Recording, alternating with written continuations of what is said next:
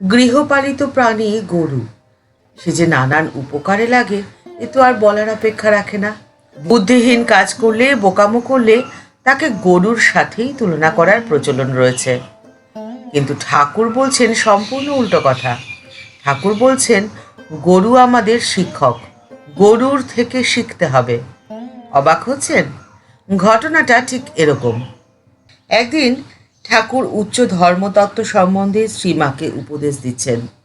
শ্রীমা আর লক্ষ্মী দিদি ছিলেন।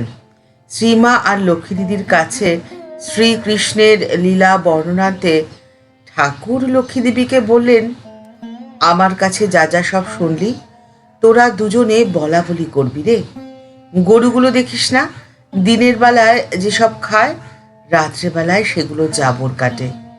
তুই আর তোর খুড়ি দুজনে বলা বলি করবি, তাহলে কৃষ্ণের এই সমস্ত লীলা কথা আর কখনো ভুলে যাবি না, বেশ মনে থাকবে। গরুর থেকে এই জিনিসটা আমাদের সকলের শেখা দরকার।